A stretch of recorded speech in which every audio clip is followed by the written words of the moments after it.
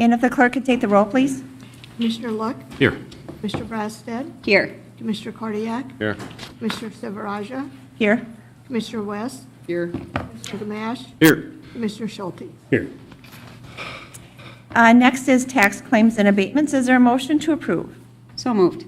There's second. Second. Further discussion? Hearing none, roll call vote. Commissioner Gamache, Here. Commissioner Cardiac, Here. Aye. Commissioner Silveraja, Aye. Commissioner West, Aye. Commissioner Schulte, Aye. Commissioner Luck, Aye. Mr. Brasted, Aye.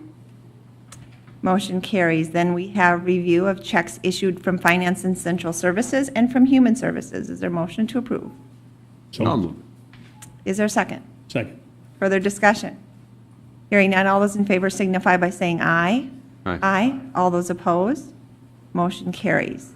Then we have approval of minutes from our September 25th County Board meeting. Is there a motion to approve? So moved. Second.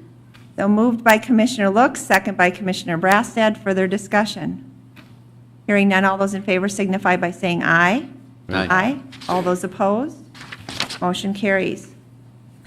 So we have a number of items today under Chair's remarks. The first up is the annual report from our Veterans Service Office. Anoka County is home to more than 21,000 veterans, the fourth highest in the state of Minnesota.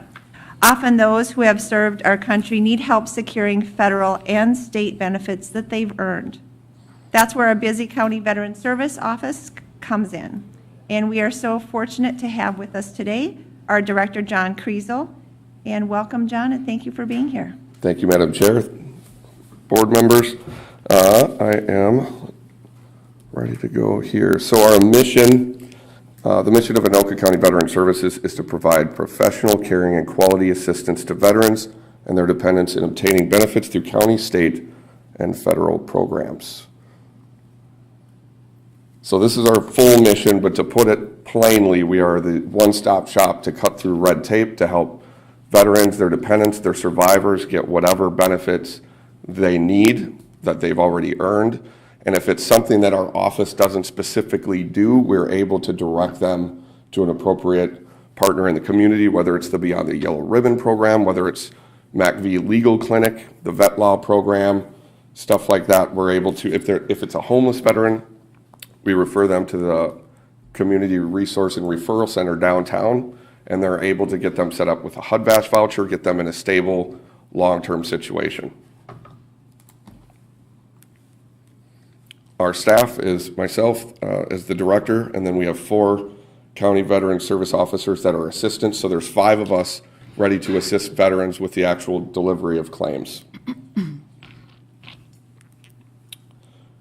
As required by Minnesota statutes, all county veteran services officers must be a veteran. So this is also good to, when they walk in our office, they feel a little more at ease because they know that we understand where they're coming from. We've been on that side of the desk before.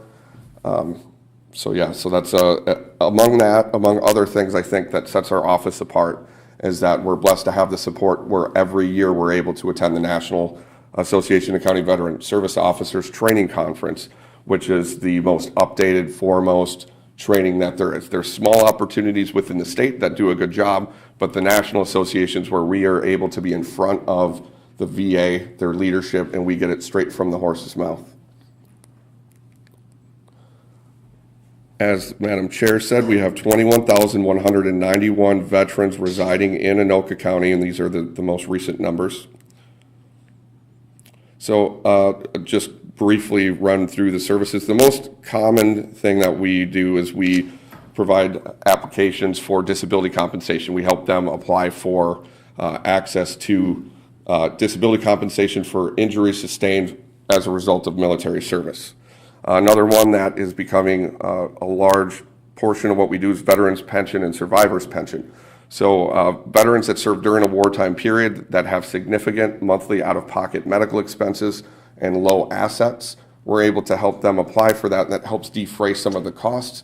And where it also benefits the county and the state, then they become the first payer when it comes to assisted living or nursing care rather than the state and county. So it is the payer before Medicaid, local Medicaid. Health and medical care. We're all familiar with the VA medical centers and outpatient clinics. We do have a wonderful outpatient clinic here in Ramsey, so we help them apply for that. Education, home loans, burial. So veterans that served honorably, they're able to be buried in a national cemetery. If they have service-connected disabilities that weren't the result of why they died, there is still a stipend that helps defray a little bit of the cost as well. There are state benefits, short-term financial assistance for veterans that are unable to work for a short period of time due to disability, special needs grants for individuals that are in a tough situation, whether it's behind on mortgage, rent, car payment, something of an emergent nature. Dental and optical assistance for veterans who are low income, low asset, but need assistance with getting their teeth worked on or getting a new set of eyeglasses. That's a once-a-year benefit we can assist with. We partner with the Anoka County Veterans Court in helping determine if they are eligible for the Veterans Court and to get them access to disability compensation while they're going through the treatment process. We work with the Anoka County Human Services Department with the VA pension and getting that applied for first so then they can work forward with a medical assistance application. We also work with the Anoka County Veterans Advisory Board. We meet every quarter, and these are stakeholders from local VFWs, American Legions. So whatever new information I have, I can pass along to them, and they are able to deliver it to their membership throughout the county. We create a quarterly newsletter that can be delivered electronically. It's available on our website as well. We post on our social media platforms as well to keep everybody in the loop as to, there have been a tremendous number of changes over this past year in VA policy. So some statistics. 21,191 veterans residing in Anoka County. We had 4,260 office visits in 2017. The VA distributed $160.3 million in expenditures within Anoka County. This includes disability compensation, health care, pension, and then the State Soldiers Assistance Program, the Special Needs Grant, Dental and Optical Assistance. They provided $71,782 to local veterans. That is my presentation. Are there any questions? Yeah, want to have any questions? Obviously, a very busy office, and we appreciate the work that you and your staff do. I know that we've heard from a number of veterans throughout the year who actually live in other counties, but make the trip here because they just feel that you provide excellent service. So that's something that we are all very proud of, and just appreciate all of your hard work and giving back to fellow veterans who have served as well. You got it. Glad to do it. Thank you. Thank you. Madam Chair? Yes. Just make one comment, John. I just wanted to thank you, and I may have passed this on to you before, but at the end of our Fun Fest in the summer, I had two gentlemen, Vietnam War veterans, that came up to me, and I've known them for a number of years in different aspects of life in Andover, but they wanted to comment on some of the help they received from your office to get additional benefits as they're aging and things are changing for them, and things that they weren't sure were going to be covered, but coming in, talking to the staff you have, who are great, and obviously by the work that they're doing, you can see a small staff can handle that many people coming in on a yearly basis, but they just really appreciated all the help you gave them, and please pass that on to your entire crew. I will. Thank you. Thank you. Awesome. Thank you so much. Thank you. Next, on a related topic, serving in our country's military these days can cause scars, visible and unseen. Sometimes it's these unseen scars that can lead veterans astray and get in trouble with the law. Anoka County has had a unique Veterans Court program for about 7 years, and it's been highly successful, thanks to a group of men and women who have chosen to continue their service by volunteering their time to serve as mentors to those veterans who find themselves in Veterans Treatment Court. Joining us today is the Honorable Jenny Walker Jasper to begin our recognition of the hard work, sacrifice, and commitment these mentors make to help make this court such an incredible success. Thank you, Madam Chair, Commissioners. I want to start out by thanking the County Board for its unwavering support of the Anoka County Veterans Treatment Court. We are, I think, by all measures, the most successful court in the state of Minnesota dealing with veterans treatment issues. As we approach the beginning of our 8th year of giving a hand up to those who have served our country, most of the members involved in the Anoka Veterans Treatment Court are involved through their job, and we all find it to be a calling. It's just kind of an extra that we get as part of the job that we're employed to do. There are, however, members of our court who are very special that have chosen to continue their service to their country by serving as volunteer mentors to the men and women veterans who find themselves involved in the court. These mentors are people who are on the front lines. They are the ones who are getting the phone calls from the veterans in the middle of the night when they're struggling. They are the ones who are taking time out during their weekend to attend a funeral with a veteran who's lost a loved one.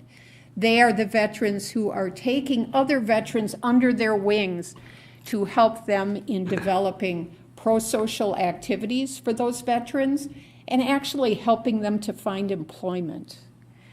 Today we're here to celebrate their continued dedication to their country by volunteering as mentors. Anoka County is proud to have a dedicated and robust mentor program, and that is due to the training and commitment of Marine Vietnam War vet Paul Evangelist, who has been running this very successful program and putting in hundreds and hundreds and hundreds of hours of work to help his fellow vets. So I'd like to recognize Mr. Evangelist to come up.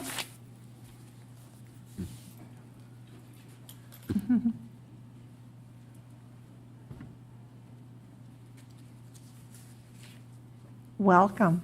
Well, thank you. I appreciate it. My name is Paul Evangelist. I am the coordinator and have been since June of 2014.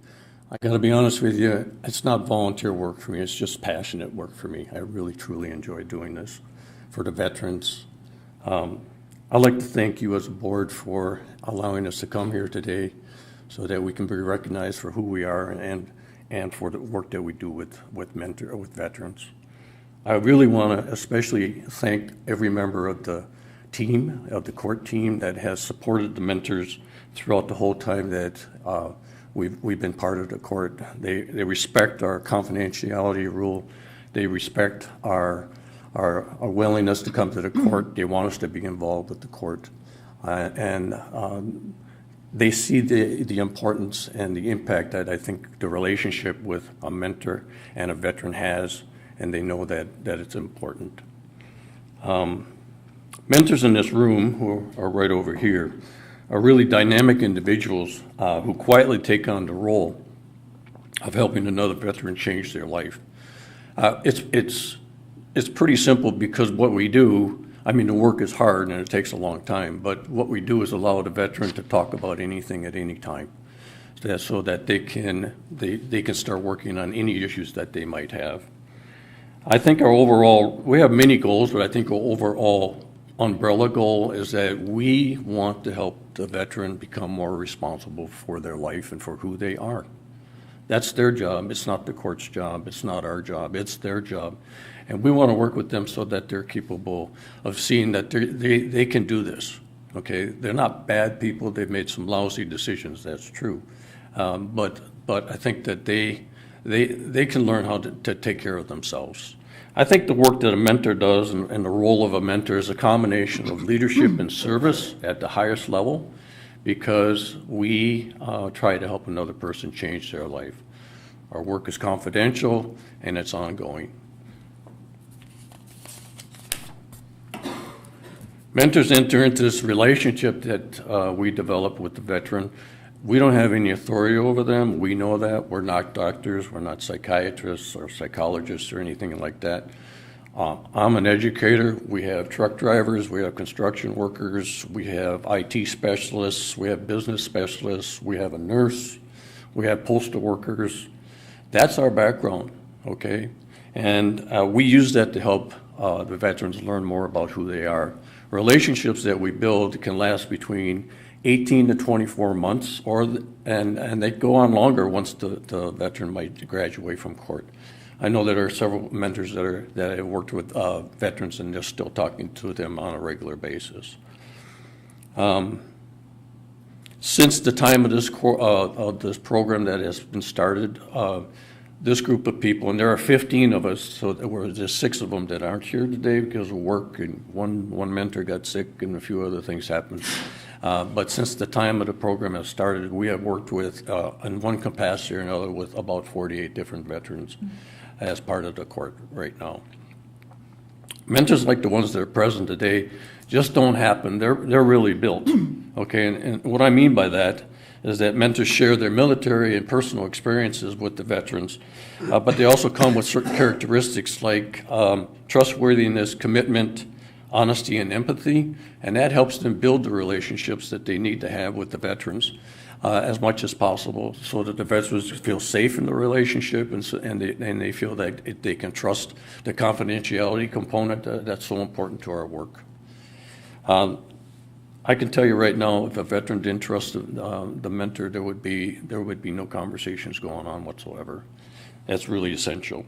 And then mentors that are here also have skills that help the veterans sort out a complex and chaotic lifestyle that they might have. Mentors here have problem-solving skills, goal-setting skills, listening skills, boundary-setting skills, and priority-setting skills, so that they can start to use those skills so that the veteran can start to strengthen the ones that they might have, but they don't use them very often, or they don't have them at all, and they can teach them how to do that. And then the last piece that I think is so important for that veterans offer is that they're resilient. Just about every mentor that's here, including myself, have had difficulties in their own life where they've had to really pull themselves together, make changes, and reboot and redirect themselves so they could be successful also. In fact, I think this is a real important piece that we role model to the veterans, because longevity is making change is one thing. Doing it for a week is not significant enough. You have to do it for years, and every mentor that's here is capable, has done that in their life for a long period of time. Part of the requirements of being a mentor are they have to have an honorable discharge, but we have trainings also. Again, I go back to the team members. Many of them have worked with trainings on us so that we can learn more about their roles and responsibilities, and we can understand that. Both judges, Judge Walker Jasper and Judge Frederickson, have been in a training, and they've trained us on their roles, the philosophy of the court, understanding what the expectations are for the veteran, and other critical parts that are so essential for us to be part of the court as we can best understand it. We go to trainings. We've gone to trainings, staffing with the court, and so that we understand how the decisions are made individually for each veteran and how they're implemented. And we go to court on a regular basis. We've also received training from the VA in post-traumatic stress disorder, traumatic brain injuries, and a couple other areas. We have our own handbook, and we also have, I'm readily available to do troubleshooting at any particular time with a mentor if something that goes on with a veteran. I could talk about this forever, and I know that's not possible right now, so. I'd like to be able to introduce the mentors if we have time, okay? So when I say your name, why don't you just stand up, please. Tim Moran, United States Marines. He's been a mentor since July 2014. Anton Kaz, United States Army, July 2016. Anton's a graduate of the program, by the way, so I would like you to know that. Fred Mitchell, United States Army. He's been a mentor since March 2016. Serge Litkowicz, United States Army, March 2016. Brian Johnson, United States Army, July 2014. Kay Bauer, United States Navy Nurse Corps, September 2018. 18. She's just started. Stuart Naden, United States Army, September 5th, 2014. Steve Skoranek, United States Navy, July 2014. I think that's everybody.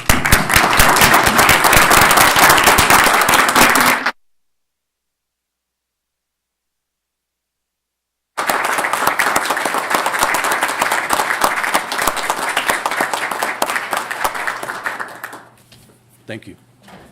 Well, thank you. Clearly, your passion shows for what you do in really giving back and serving others, other veterans within the community who are undergoing struggles. And thank you, Judge Walker Jasper, as well. And I see Judge Fredrickson hiding back there as well. So thank you as well for your incredible leadership. And Paul, and each and every one of you as mentors for really dedicating the time that it takes. I know that everybody has very busy lives, but you go above and beyond, and you take your precious time and give so willingly and so unconditionally, and just really appreciate the fact that we have such incredible people within our community who have not only served our country in such an honorable way, but then continue to serve those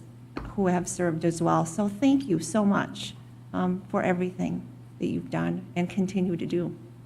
Commissioner. I'm going to ask, Madam Chair, and first of all, I can only imagine the great reward that each of you get from your service and the great reward that you offer. You must have some remarkable stories that you could tell about the people that you work with. Can I ask you, Your Honor, the question, there is some diversionary benefit for a person, a veteran in this case, to enter into this program. Can you comment about what that might be from a judicial standpoint and of outcomes? Certainly, Commissioner Kordiak. Normally, to get somebody into the Veterans Treatment Court, it's because the prosecutors are willing to give them a benefit at the end, either keeping a conviction off their record or making the conviction lesser or having less jail time.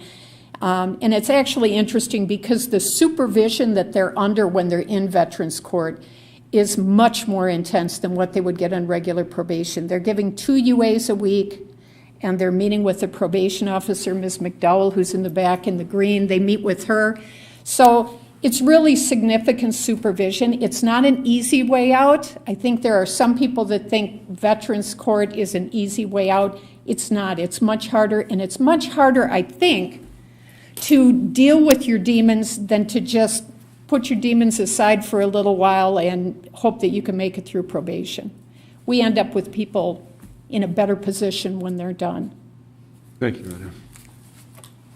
Madam Chair, I would just comment, I know this isn't about specifically Veterans Court, but about the mentors themselves. And I've sat through Veterans Court a number of times, including the pre-meetings. It's moving, and I can tell you that from the time I've been there, the mentorship part is the important part. That's what gets these guys and gals through their lowest moments of recovery and going through whatever the court is putting them through. And I agree with Judge Walker Jasper that it's not the easy way out. It's much easier to just, I'll go do some 30 days in jail or 90 days in jail or whatever it is and not deal with it. But to have the mentors there to get them through that, that's what's important. That's what makes a difference in this program, I believe.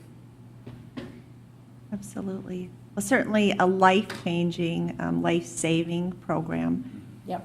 You mentioned some of our staff, and I know we have some incredible staff who work within the Veterans Court, and you could just stand as well, so that, We have, and I we can also just- have, I think, Blair, Larry's. yeah, I can just indicate. That would be great. Mr. Kriesel is here from Veterans Services. He is with us at every staffing for Veterans Treatment Court. If he can't make it, he sends somebody else from his office. They are an integral part of our court. Priscilla McDowell, who is, Mr. Workington, pay attention now, the best probation officer in Anoka County. Priscilla, stand up. Thank you. Lacey Greninger, who is our coordinator. Lacey does all the hard work behind the scenes. We have Blair Bucciaconi, who used to be with the County Attorney's Office, currently with the Coon Rapids City Attorney's Office. Blair also runs the nonprofit, which is Squared Away, that provided all of the shirts for our mentors. Carol Paulson is here. She's also from probation. And the one who makes it all work, Judge Tammy Frederickson. She's the mean judge as opposed to me. I'm the nice judge. The other thing I would indicate is Commissioner Schulte, I know, has been with us, I think, most recently. But anybody who's interested in coming, we would love to have you come anytime to staffing and/or to watch the court. It's the first and third Friday of every month. If you have any questions, give us a call. We'd love to have you come. And again, thank you so much for your support. Absolutely, and with that, I think what we would like to do is to consider Resolution 2018-127, Proclamation of Appreciation for Veteran Court Mentors. And I will ask the entire board to join with me in offering that resolution. Further discussion? Hearing none, all those in favor signify by saying aye. Aye. Aye. All those opposed? Motion carries.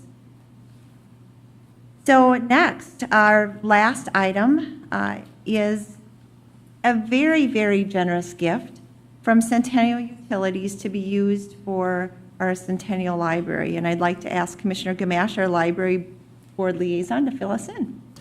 Thank you, Madam Chair. As we are all aware, the Centennial Library is currently undergoing a massive renovation to expand the size of the library and add exciting new spaces for creativity and collaboration. As part of this project, a new fireplace will be installed and will become a beautiful focal point of the facility. And we couldn't have done it without the help from our friends at Centennial Utilities. This has been a great offer that they've made and what we're going to accept today, but we had a great many discussions over the last year and a half about what we were going to do in the library and how the library board had some great vision. And one of the visions of one of our members was to have the fireplace that was going to keep us warm and have a nice place to sit and read, because, you know, we saw that at the Columbia Heights Library. So we kept trying to figure out how we were going to afford that fireplace. And as luck would have it, or as fate would have it, or as just the kindness of others would have it, Centennial Utilities has stepped up. Maggie, I'll turn it over to you and introduce our guest and talk about their donation. Thank you. Madam Chair, Commissioners, I'm Maggie Snow, the Director of the Anoka County Library. A library should be a wide-awake institution for the dissemination of ideas. It should be at the center of all activities of a community that lead to social growth, civic pride, and good citizenship. Most libraries were not built with the contemporary learning needs and activities of people in mind. They were designed for the delivery of book to the patron. While the book is still integral to public education for all ages, library services have refocused on people, the message and not the medium. In 1953, Elsa Carlson started collecting books and running a library out of her Circle Pines home. Because of Elsa's passion and the dogged work of others in the community, in 1957, Independent School District 12 established the Southeast Anoka County Public Library. In a joint effort with the newly established Anoka County Library, the Centennial branch opened to the public in 1959. Within 6 years, there was discussion of a larger library building. The expanded and modernized Centennial Library that we are building today will put learning on display. It will be the hub of a campus that supports history, nature, play, commerce. It will be a knowledge park. The plans double the size of the library to accommodate more community meetings and study spaces. It increases comfortable seating for the readers. It will offer a larger and interactive children's play area, all at the request of the community. And at its heart will be a fireplace. So the Library of Congress, if you have ever been there before, on its roof has the flame of knowledge on the top, gold leaf flame of knowledge. We will not have a gold leaf flame of knowledge, but we will have at the heart of our library a fireplace generously donated and funded by the Centennial Utilities Commission. So I would like to introduce Andy Dahl and Patrick Antonin. I'm going to call you out even though you're not coming up, from the Centennial Utilities Commission to say a few words. Welcome. Thank you, Madam Chair. Thank you. Commissioners, thank you, and good morning. My name is Andy Dahl. I am the chair of the Centennial Utility Commission. As most of you know, the Centennial Utility is more than just a water, sewer, storm sewer utility. We are a municipal gas utility, and that is rare in the state of Minnesota. In fact, I think we're the only one in the metro area. So we're very, very proud of the service, the gas service that we provide. And Maggie introduced our city manager, Patrick Anton, and we're proud of the job that he and his staff, both in the office and in the field, have done to provide gas service and access to the other utilities. So it's a natural fit that we today offer this check to go toward the construction of a gas fireplace. Obviously, it's a promotional opportunity for us, but it's also a way for us to say thank you for your commitment to our community. My wife and daughter and I take full advantage of the old library. We're very much looking forward to the new library. We live just a handful of blocks away. We frequent it often. We take advantage of the audiobooks. Big fans. So it is really an opportunity for us to say thank you for your commitment to our community, to those in Circle Pines and surrounding. But by the way, Patrick wanted me to make sure that I mention this. Not only do we provide these utility services, including gas, to Circle Pines residents, but also to Lino Lakes and to Blaine. And so we're growing, and again, quite excited about the future. So without further ado, I think I will make a formal presentation of this check for $24,500 to the installation of the new fireplace and the new library.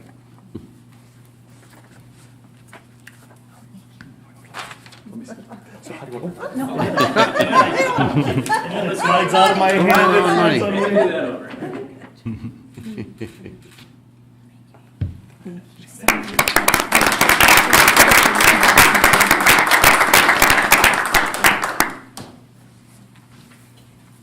I could just say one more word too. I would like to say, on behalf of the library board and the library staff, I also wanted to thank the commissioners for your generous support and helping keeping this project moving forward. So thank you for that. Well, and thank you so much, Andy, as well as the entire Centennial Utilities Commission. We just appreciate your incredible generosity and your investment in this library. It is going to be absolutely fabulous, and I know that everybody is so excited to see those doors open.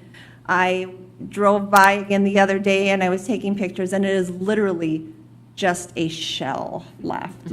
So it is going to be very fun to see the progress, and that fireplace is just really going to be a centerpiece of the whole building. So thank you again for your incredibly generous gift.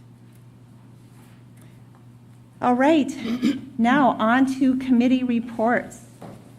So we will start off with the first committee, Management Committee, Commissioner West.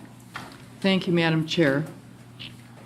We have one item on our regular agenda and then an additional. This is a restructure in the library. We have two positions, appoint 6 FTE librarian 2 and appoint 6 FTE librarian associate currently. It is going to be restructured to a 1 FTE librarian 2, and then the associate will go down to a 0.2 FTE.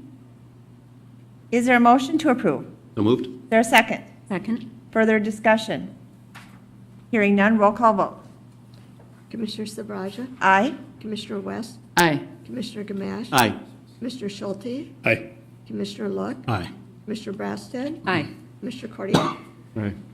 Motion carries. Then you have an additional agenda. And the additional one is a new position in administration. And it is an 1 FTE technical analyst grade C013. This position is, our projects become more and more complex.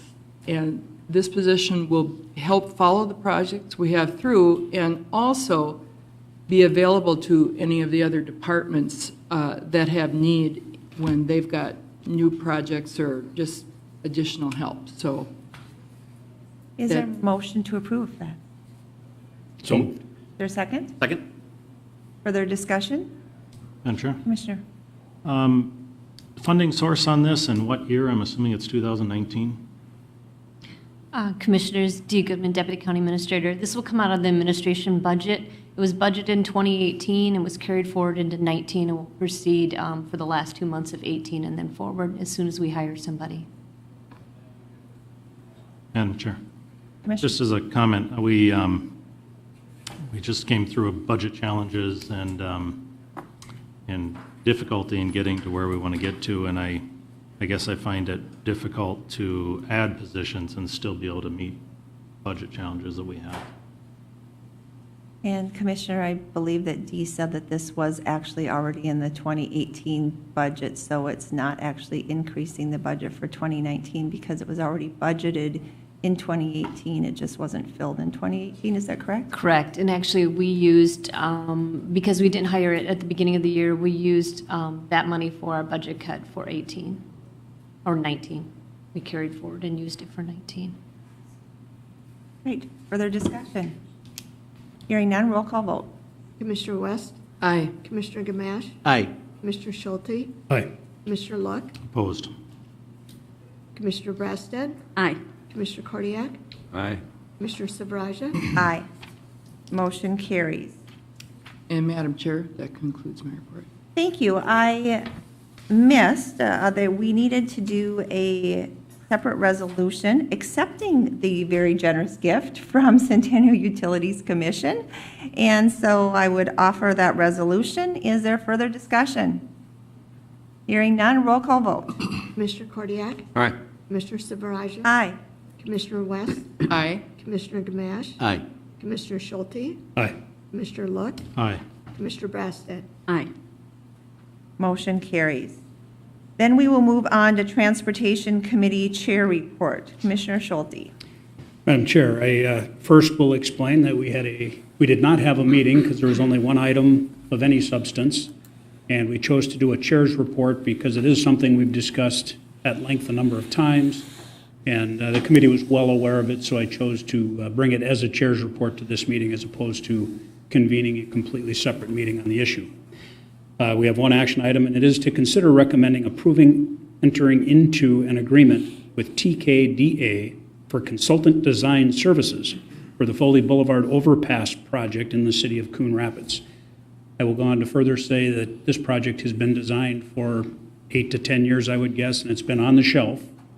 But we did receive $7 million in surface transportation money from the federal government, and for this project. And so we need to upgrade or update those plans to make sure we can build this in 2020. So this is hiring TKDA to update those plans and make sure we're construction ready to spend those dollars when the time comes. And with that, I will move it. Is there a second? Second. Further discussion? Hearing none, roll call vote. Commissioner Gamache, Aye. Commissioner Schulte, Aye. Commissioner Luck, Aye. Commissioner Brassad, Aye. Commissioner Cardiac, Aye. Commissioner Silveraja, Aye. Commissioner West, Aye. Motion carries. And Madam Chair, before I conclude my report, I do want to turn to Mr. Fisher and make sure I had that all right, because all that wasn't in my documents. I pulled some of it out of my head. That is correct. Thank you. Madam Chair? Yeah. Just a comment for Doug and his team on the work going on Main Street over there in Coon Rapids, where we're redoing the bridge.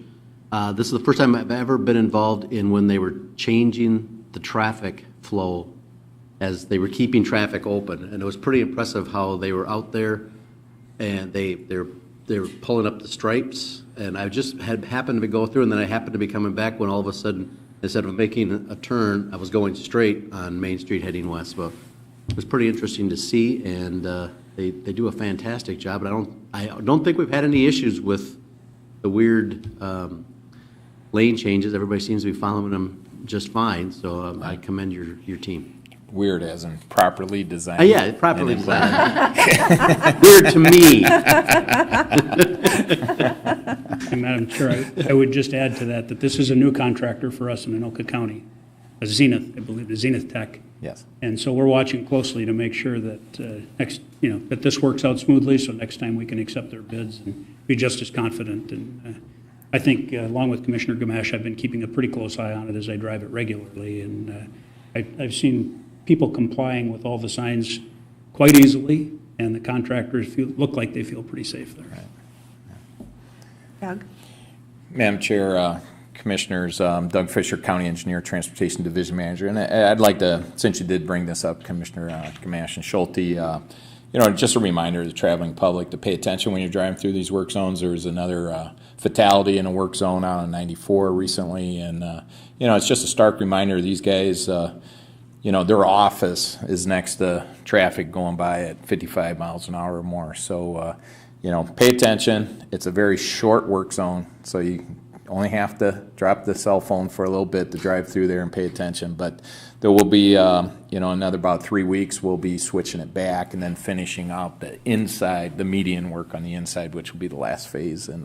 But the project is going very well. And again, we have not had any incidences during that construction. And again, we were able to maintain one lane of traffic in each direction this time. Over the winter, we were not able to do that just because of the striping involved and some of that stuff that we just could not do in the wintertime. So we are pleased with the contractor, the progress. The rain actually has not slowed down this project at all.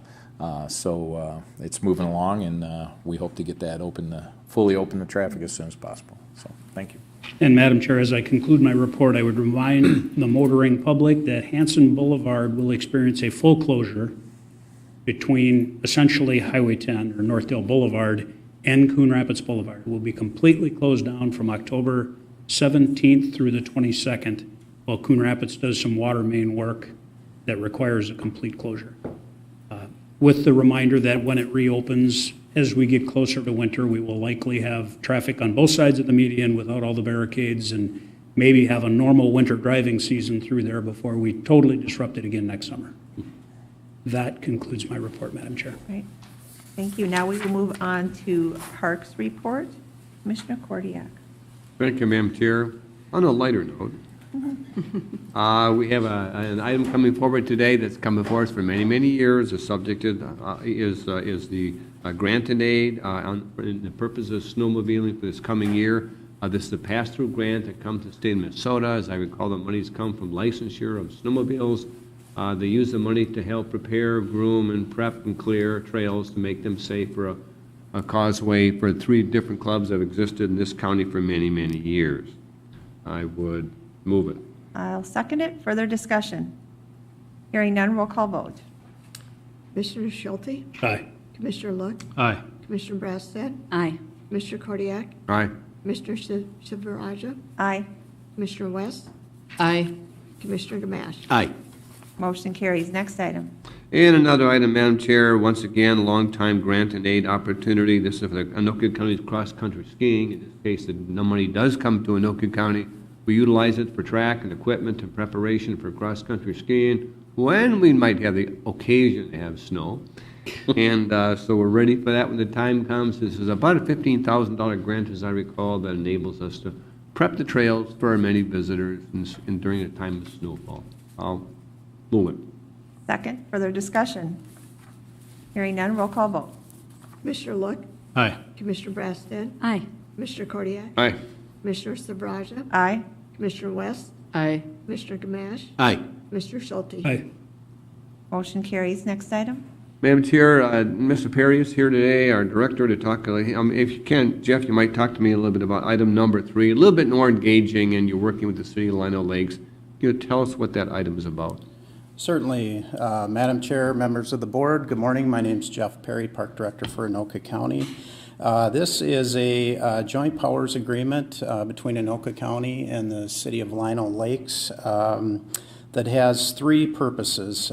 First of all, it'll convey an easement from the county to the city to build a cul-de-sac on parkland as well as a trailhead parking area for the public that will have direct access to the regional trail that traverses through the Chain of Lakes Park Reserve. Secondly, it'll vacate a portion of a original plat of Sandpiper Drive and associated drainage and utility easements that the city no longer has an interest in. So it'll vacate that original plat that actually falls on county parkland. And then lastly, it'll convey a temporary easement for a road detour as part of the West Shadow Lake reconstruction project. So those are the 3 primary functions of the JPA, and then secondarily, the resolution before you this morning essentially memorializes the conveyance of the easement to build the cul-de-sac on county parkland. So there's 2 actions. There's a joint powers agreement action that is required, as well as a resolution of support to convey the easement. I will Thank you. move it along with the resolution. Second? Further discussion? Hearing none, roll call vote. Commissioner Brassad? Aye. Commissioner Kordiak? Aye. Commissioner Silveraja? Aye. Commissioner West? Aye. Commissioner Gamache? Aye. Commissioner Schulte? Aye. Commissioner Look? Aye. Motion carries. In the way of information, Madam Chair, I will just comment that the new outdoor gathering space, which people in the park system are very excited about. They look forward to having a great opportunity there to expand the benefit and utility of that park system there. And so they look forward to that. It's got a long way to go, but we've got time to get it done. And secondarily, I'll just comment, we did take a step forward on the analysis of the wave pool. And I think it's something that we want to keep an eye on. We'll learn more about it. There are several options. It will be costly, but we'll have to just keep an eye on that. We've taken the first step in that broader discussion, just for your information. The others are clearly for information. That would conclude my report, Madam Chair. All right, thank you. Now we'll move on to Property Records and Taxation Committee report. Thank you, Madam Chair. I'll try that one again. This one is an interesting item. Can I just maybe summarize a little bit? And this has had some broader discussion. We talked about it at the Parks Committee meeting. We talked about it at the real estate meeting. It's coming forward to us from that today. But this is a parcel of property that had been conveyed to Anoka County in the Sand Hill Crane Natural Area. And it had conveyed years ago, I forget how many, 17 or more years, I forget. The DNR has approached us, advising us that they really had transferred their property to us in error, and that they would desire to have us reconvey their property back to them. Historically, it was a school land trust, which you know what school land trust property is. There are three other examples of that in that network of park that is the same, but had been, for whatever reason, back the day transferred to us. They would argue it should not be. It's had the review of the county attorney. They would tend to agree that that seems to be the example of that. I think even in the other trust land properties, there's some discussion about clear cutting. I think we made great progress with the DNR on that, and I think that they stepped away from that in our regard, as well as others, it would seem, and I don't see an issue with that. It's pretty much lowland and of little clear value to the county or its park system. So we aren't really going to lose that parcel. We just won't have ownership of it, and I don't think we'll miss it, Madam Chair. Is there an offer of the resolution? I'll offer it. Resolution's been offered by Commissioner Brassad. Further discussion? Hearing none, all those in favor signify by saying aye. Aye. Aye. All those opposed? Motion carries. Thank you, Madam Chair. The other items, while interesting and engaging, are pretty much simply information purposes, and I will conclude my report. Thank you, Commissioner Kordiak. Now it is time for a public hearing. I will turn it over to Deputy Attorney Marcy Crane. Thank you, Madam Chair. At this time, I will convene a public hearing to obtain public comment concerning proposed changes to the Public Health and Environmental Services ordinances and other administrative ordinances. Notice was published on September 28th, 2018 in the official Anoka County newspaper, the Anoka County Union Herald, and I would ask that that be made part of this record. I will now call upon Dee Goodman, the Deputy County Administrator, to come forward and address the board. Thank you. Madam Chair, Commissioners, Dee Goodman, Deputy County Administrator. Basically, just a little overview of what we have been working on is the departments have been working with the county's attorney's office to clean up and update some of the ordinances. This is something we looked at actually over 10 years ago, and we knew we needed to do something, and we were able to kind of put it together and work both with the attorney's office and various departments. This is the last step in our process, bringing it through on a public hearing today. After that, we'll be hosting them online for access to the public so they can read through them and see them much easier. And we also will be working on making them all ADA compliant. Thank you. Thank you. And at the podium is Dan Disruth, the manager of the Anoka County Environmental Services, and he is available for questions and any presentation you'd like to give. Absolutely. Madam Chair, Commissioners, again, the purpose of the ordinance changes, as previously mentioned, is customer service, making them available. There is no policy change intended. This is clearly cleanup. Our department uses these ordinances, and over decades of years, there have been opportunities as far as some rule changes that need to be caught up with our ordinances, and this not only makes it ADA accessible, but is an opportunity to clean up some of the language and get our rule references correct. So again, no policy change intended with this. This is to clean it up and provide better service to our customers. Does any member of the board have any questions for Ms. Goodman or Mr. Disrude? Okay. I would now invite members of the public to come forward and address the board on the proposed changes to the ordinance. Does any member of the public wish to come forward and make a statement? Does any member of the public wish to come forward and make a comment? Does any member of the public wish to come forward and make a comment? Hearing none. Does any member of the board have any questions or comments about the proposed changes to the ordinances? Hearing none, at this point, the public meeting is adjourned, and I will turn the meeting back over to you, Madam Chair. Thank you very much, Marcy. I will move item A, 7A, consider adopting the repealing of the following ordinances, update the descriptions, procedures, and regulations in conformity with the Anoka County policies as well as state and federal laws. And it is 2018-2 through 2018-12. Second. Further discussion? Hearing none, all those in favor signify by saying aye. Aye. All those opposed? Motion carries. And then our last item is to consider approving the following related to the City of Columbus Tax Increment Financing District. And the first part of it is reviewing the proposed establishment of the City of Columbus Tax Increment Financing District 1-1 and the proposed adoption of tax increment financing plan. And the second item is to submit comments on the plan by October 17th to the city in lieu of the traditional 30-day comment period. So essentially, it would be waiving that 30-day comment period. Time is of the essence. They want to be able to break ground yet this year before things get too cold. This is a business that I think currently occupies about 40,000 square feet in the city of Blaine. It is expanding within Anoka County, and I just commend those two communities for talking to one another when Blaine didn't have a spot.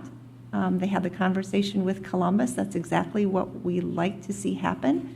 So they are now going to be building a 100,000 square foot building in the city of Columbus. So great news. Dee, do you have any? No, that's it. Okay. I will move item 10A and B. Is there a second? Second.